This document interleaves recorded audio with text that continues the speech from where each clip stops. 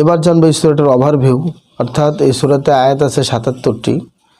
প্রথমত আল্লাহ তাআলা ১ থেকে ৩ নম্বর আয়াতে সত্যিকারের ইলাহ আল্লাহর গুণাবলী আলোচনা করা হয়েছে। মিথ্যা ইলাহ ও মূর্তিগুলো হলো আসলে মূলত এগুলো হচ্ছে অসার, এগুলো বাতিল, এ সম্পর্কে আলোকপাত করা হয়েছে। ৪ থেকে ৬ নম্বর আয়াতে বলা হয়েছে যে কোরআনের ওপর কাফিরদের কিছু সন্দেহ উল্লেখ করে, যে সেসবের জবাব দেওয়া হয়েছে। আর রাসূলকে নিয়ে তাদের সন্দেহ, এ ব্যাপারে তাদের প্রতিক্রিয়া আসছে ৭ থেকে ১০ আয়াতে। তাদের ওইসব টালবাহানা ও অস্বীকৃতির পেছনে আসল রহস্য ফাঁস করা হয়েছে ১১ থেকে ১৯ নম্বর আয়াতে।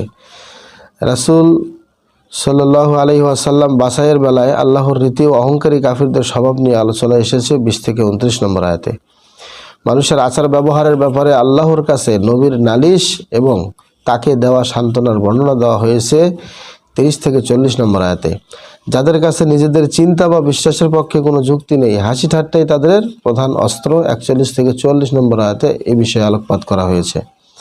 আল্লাহ রাসূল সাল্লাল্লাহু আলাইহি ওয়াসাল্লাম মহাবিশ্বের খবর জানিয়েছেন, অথচ আগে এসব বিষয়ে তার কোনো জ্ঞানই ছিল না। এটি রিসালাতের একটি প্রমাণ।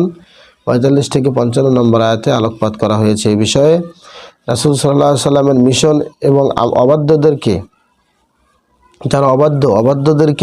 আল্লাহর পথে ডাকার ক্ষেত্রে তার কর্মপদ্ধতির উপর আলোকপাত করা হয়েছে ৫৬ থেকে ৬২ নম্বর আয়াতে।